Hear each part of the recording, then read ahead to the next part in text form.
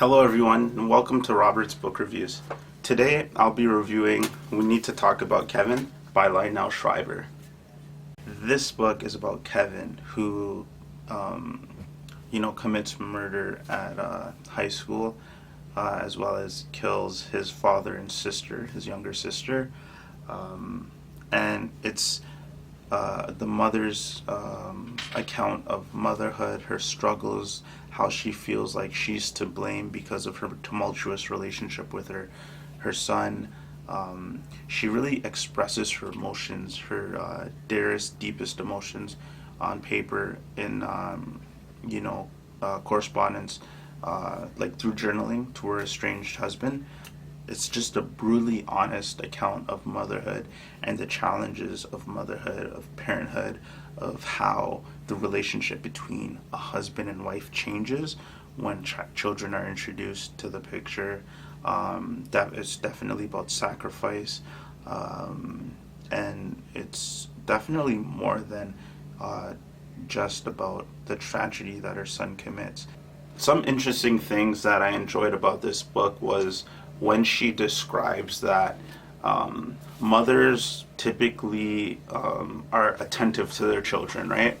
Like they spend, especially like for newborn children and very young children, they spend 24 hours like making sure that the child is okay, is safe, and only on that one time where they look away for maybe 2 minutes, something bad ends up happening to the child. And we have a tendency to look at the mother as being bad because of the 2 minutes where they took their attention away from their child, and then something bad happens. And I guess this book helped me put things into perspective and realize that it's super challenging to watch your child 24 hours in the day, and we have to kind of be a lot more sympathetic and understanding to the challenges that mothers and parents face, and we shouldn't be so quick to judge them for maybe making a minor indiscretion. And I find that pretty interesting because I was one of those people that when I looked at news articles of the mother or the parent who makes a mistake, maybe just taking their attention away from their child for 2 minutes, and then something bad happens.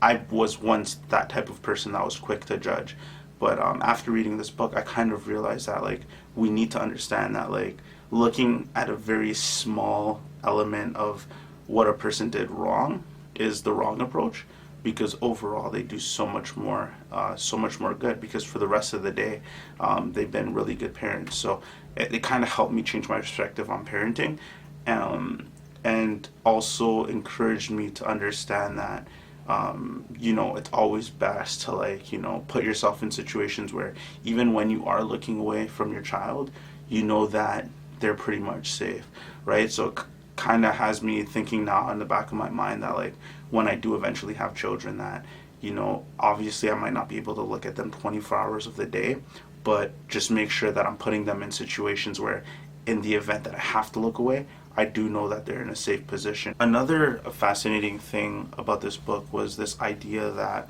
when children make mistakes, we shouldn't be quick to hold parents accountable. And the reason for that is because, as described in the book, we can't really separate, we can't really shelter our children from the world because they live in the same world as us, right? And so it's kind of absurd to think that yes, you can shelter your child in this world that they share with us. It's not really possible, right? It's more so a fantasy to think that that's actually possible, because there's so many ways that if as parents you don't tell your children information, they can get it from other places, right? They can get it from kids on the playground, they can get it from life itself, they can get it from the internet that's not as censored. So this whole notion that parents can shelter their children, at least in this day and age, is largely flawed, and it kind of puts it into perspective that listen, hey, when you do have children, don't be afraid to tell them questions that they have about life. even though they might be a little bit uncomfortable to talk about with them, talk about it with them, because you can't shelter them, and you'd be doing them a disservice by not telling them about certain things that they want to know. The mother describes what it was like when she ended up bringing her son home after birth, and so she equates it to like going to a store, buying something new, and then going home with it to try it on, only to realize that it's not like what you wanted. And it was very interesting to kind of see that perspective, but with a child, because it's not like you could just take it back. It's not like you could just return it. Like once it's here, it's permanent, right? So I found that pretty fascinating. Deciding to have a child is an important thing that you should be absolutely certain of before it actually happens. Because it just shows that her mentality, prior to actually giving birth, was really nonchalant. Like she just didn't really understand the magnitude of what it really was she was doing. And it kind of makes you think like, wow, like she wanted to take back her, it's like wanting to take back your clothes, but understanding that like children don't work that way. So I found that interesting, right? It helped me put things in perspective for myself, because it's like, when I do decide to have children, it's going to be something that I am fully cognizant and aware of, and something that I'm willing to actually have, right? I don't want to do it in like just spur of the moment. It's something that I want to conscientiously consider and be willing to accept before that time comes. So just seeing her perspective on how it felt when she brought back Kevin home was pretty interesting. Kevin's grandmother noticed that he didn't behave like a traditional child, and she noticed this because like he would never misbehave in a traditional sense.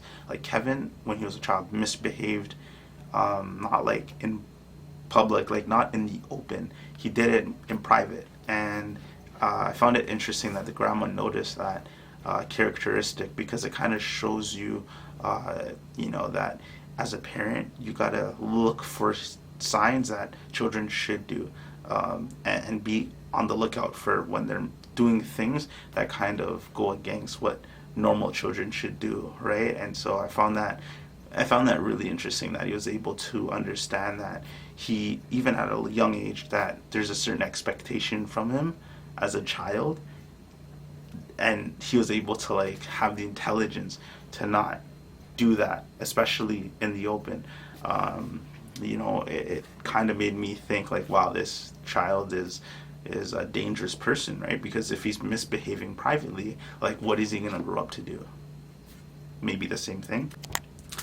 I found the breastfeeding to be something that was pretty significant part of the book. When she describes how like Kevin just simply refused to take the milk for breastfeeding, it kind of shows how that could negatively affect the relationship between a mother and a child, right?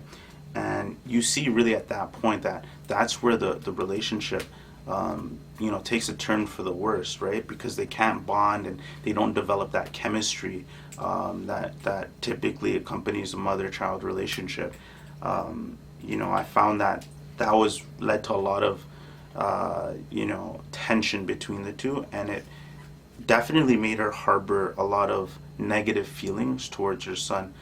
So I definitely see now how the importance of breastfeeding can help bring together the relationship between a child and a mother. And when that's absent, it does definitely have a negative impact on the relationship. Another thing that I was able to take away with this book was that as parents, you should never ever play the good cop, bad cop, especially when dealing with children. In the book, Eva was typically the bad cop while the dad was the good cop, right? And this created a rift in the dynamic in how the child interacted with both parents, right? There was a huge difference on how Kevin dealt with the father and how he decided to deal with the mother. And I feel like, parenthood is something that should definitely be done with both parents on the same page, just because it could have more of a positive impact on the child. And I get it, there's different techniques in parenting, but as long as you guys are on the same page, especially in front of the child, it's the most important. If you want to disagree, out of the view of your child, that's okay. But in front of your child, you guys always want to be on the same page, just to show that unity. Some things I didn't like about this story was I didn't like the fact that Eva decided to have another child, knowing how dangerous her first child was. I felt like that was irresponsible, and that it shouldn't have never have been done, especially at that age. I felt like the best time would be like after he's grown. But then again, I guess with her age, she felt like she had no other choice but to have the child when she did. I just felt like that was just super dangerous and a bad move to make overall, just because she ends up putting, her second child at risk, right? You know, which essentially is what happens. Her second child, loses an eye because Kevin, puts chemicals into her eye, and she ends up losing her eye. But I feel like that could have been avoided if she just didn't have a second child, right? Another thing I didn't like about this story was that the mother decides to stick by Kevin despite what he does, not only at the school but at home, right? He ends up taking the life of his father and his sister, his younger sister, and the mother still stands by his side. She visits him religiously every week in the institution, and she has a bed waiting for him when he is released. I didn't like that, right? I didn't like that. The only reason I didn't like that was because in the beginning of her story, she describes how she feels that like only good people can be punished, because she feels that like in order to be punished, you have to have a conscience. But in explaining that, she's implying that Kevin lacks a conscience. So even if he's punished, he can never be changed because he was never actually good. And so I found that a weird stance to take, because if she knows that he's not going to change even with his punishment, why would she put herself in a situation then to be there for him after what he did, knowing that he's not likely to change after he serves his time for what he did. I didn't like that aspect. I would have preferred if she decided just to wash her hands clean and walk away from him for good. But again, she didn't. She doesn't do that, and I didn't like it. I didn't like it, but yeah. Another thing I didn't like about the book was that her husband silenced her in many ways. Like she couldn't go to him and express her emotions to him because he was just so uninterested in how she felt. And for him, anytime she would suggest or open up in any way, he would think that she's doing so out of hate for her son, out of dislike for her son.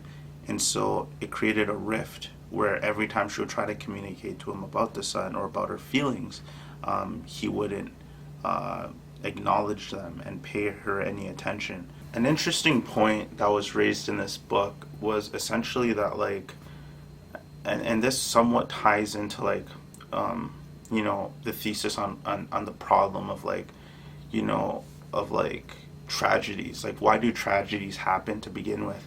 And in the book, it talks about this inability to differentiate between infamy and fame, right?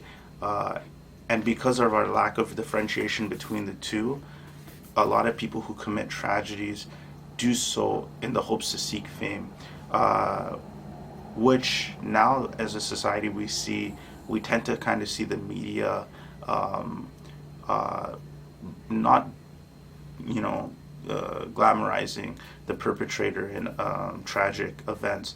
In fact, they often not like lately if they've been blurring the name of the perpetrator, and saying more about the victims and putting the victims out there rather than the perpetrator. So I feel like obviously we still have a way to go, but I feel like we are in that right direction where we are still giving the news, but we're not glorifying it like to the extent that we used to every time these tragedies happened. In essence, what we're saying is that it's bad. The title of the book is We Need to Talk About Kevin. However, the author uses Kevin's example to show that this is the wrong approach, right? When we look at the individual who creates these types of tragedies, all we're doing is increasing the possibility that more tragedies will happen. In fact, the real problem, I think, that is subtly addressed in this book is the major source of the problem is actually lack of gun control. And so if there's more gun control, then the possibilities of these tragedies happening at schools and just in general would definitely decline. But as a society, we fail to address the root of the problem, and that's simply what leads to the perpetual cycle of tragedies that happen. So, again, talking about Kevin is a way to say that these ways of looking at the Revenge of the Nerds or individualized narratives is something we need to change, which is difficult because as a society we don't really care about the root problem. We like narratives, right? Narratives sell. So it's about addressing the narrative for what it is and looking at the root issue, right? Which is lack of gun control. Thanks for watching. I hope you enjoyed the video, and I'll see you on my next one.